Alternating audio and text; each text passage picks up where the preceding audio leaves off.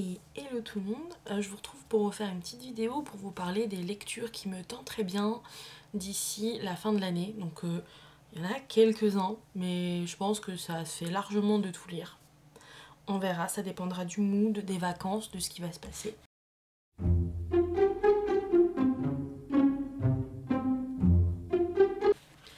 Donc je vais commencer avec le tome 6 de Blackwater. Je ne fais que de faire bouger la caméra, pardon, je m'y adapte.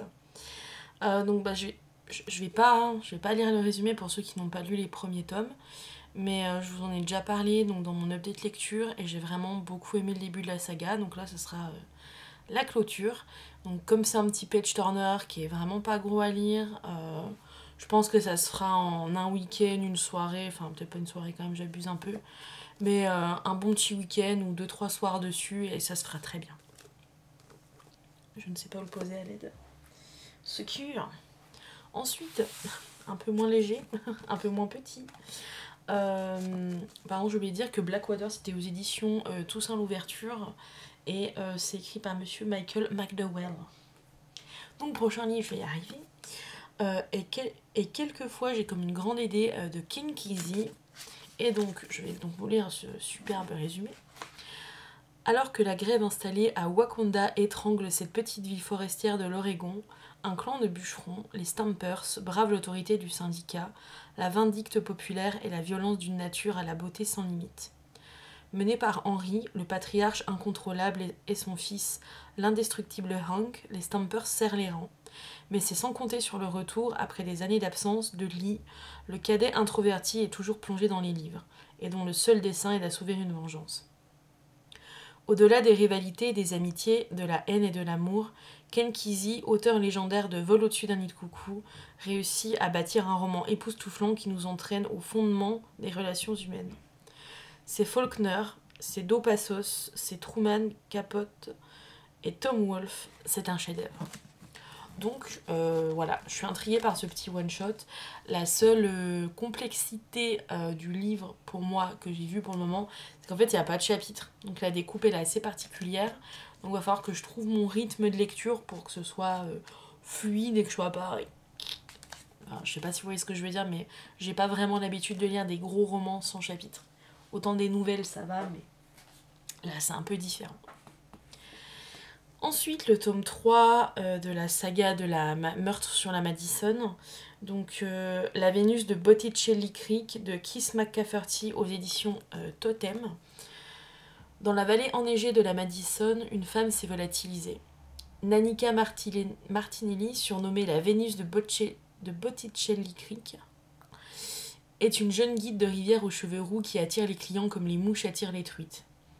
Lancée à sa recherche, la shérif Martha Ettinger découvre le corps d'un homme empalé sur les bois d'un cerf géant. Accident ou meurtre? Serait-ce une piste pour retrouver la disparue que tout le monde croit dévorée par un loup?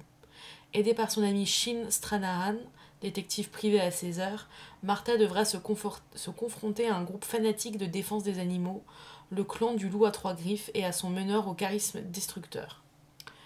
Voilà, donc j'espère que ça sera moins évident que le tome 2 dont j'ai parlé dans l'update lecture juste avant.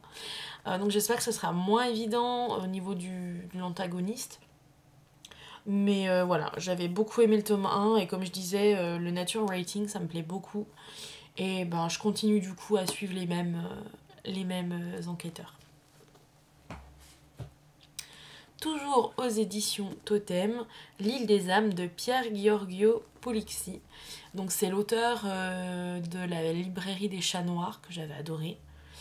Cela fait des décennies... Enfin là du coup c'est le premier tome d'une saga avec d'une série avec des enquêteurs qu'on va suivre sur plusieurs enquêtes. Et donc ça c'est la première. Cela fait des décennies que la Sardaigne est le théâtre de meurtres rituels sauvages. Les victimes, de jeunes femmes, n'ont jamais été identifiées.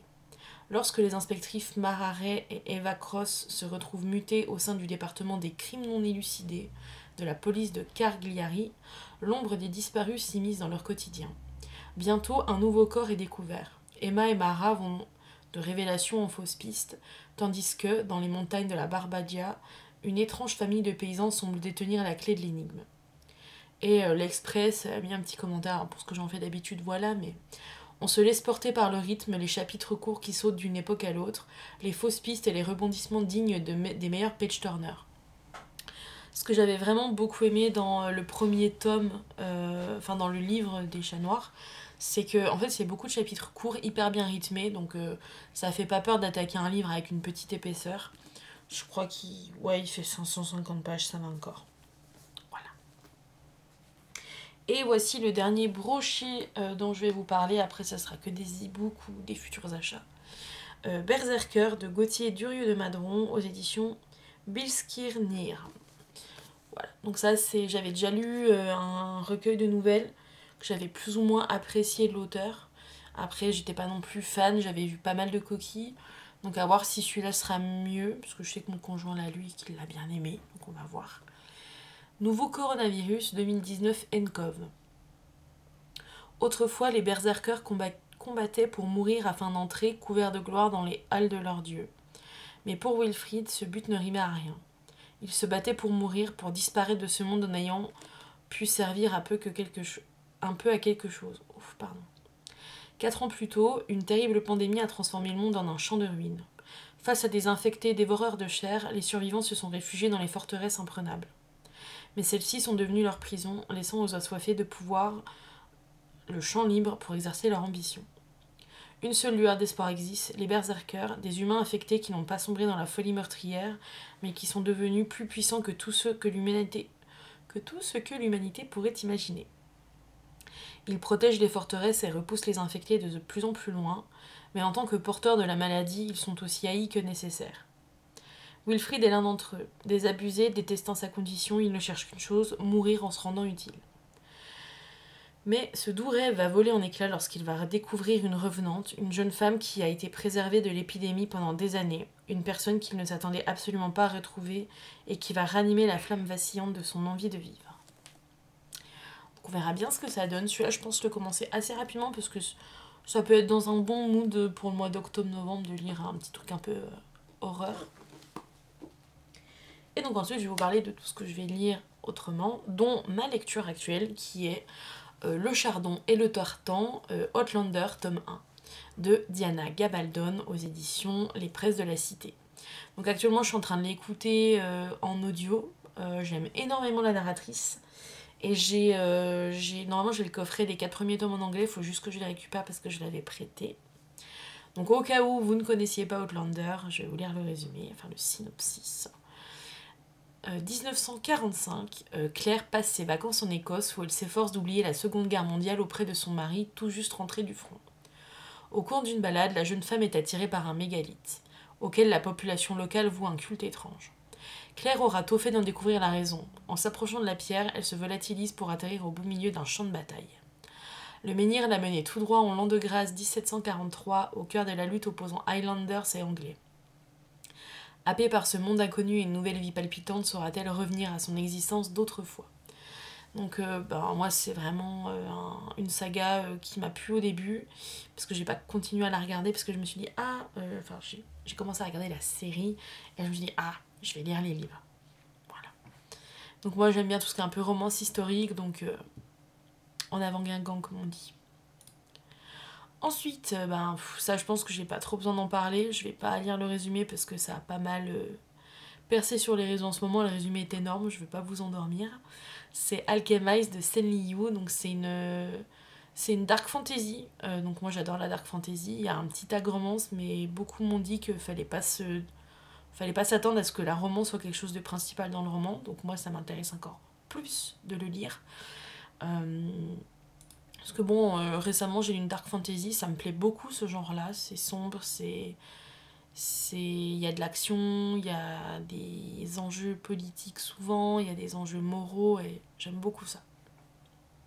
Ensuite, Corvée de sexe, pourquoi les femmes se forcent encore de Maëlys Castet aux éditions Albin Michel.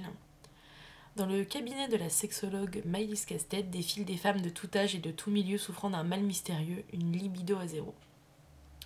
Ce n'est pourtant pas faute d'y mettre du leur, un bon gré mal gré, une fois le linge plié et la vaisselle rangée, elles remettent le couvert à l'ancienne au rythme des pulsions de leurs compagnons. Et de la vie générale, le problème, c'est leur absence de désir et cette non-situation. Et non, cette situation. Pourquoi au XXIe siècle, nonobstant #MeToo, les femmes se forcent-elles encore? Levant le voile sur un sujet de société essentiel, l'autrice brise l'un des derniers tabous, celui du sexe sans envie, avatar moderne d'un devoir conjugal à la dent dure, et continue de broyer les femmes, génération après génération. Un texte nécessaire porté par une plume insolente et un humour corrosif qui écorche les discours savants sur la sexualité et donne un coup de pied dans la fourmilière du patriarcat et des idées et de non-idées reçues. Alors, ayant subi cette libido à zéro par le passé, je pense que c'est important que toutes les femmes puissent lire ce genre de... Enfin, j'ai envie de voir déjà quelle sera la morale de tout ça. Mais en lisant le résumé, je pense que ça va être très intéressant. Et je pense surtout qu'il y a plus de femmes qui devraient être au courant que, bah, en fait, s'il y a une libido à zéro, c'est qu'il y a un problème. Mais c'est pas vous. Voilà, j'ai que ça à dire. Continuons. Donc j'aimerais beaucoup lire La guerre du pavot, tome 1 de R.F. Kuang. Donc je sais pas encore si je vais le lire en anglais ou en français. L'anglais, je pense que c'est peut-être un peu présomptueux de ma part. On verra.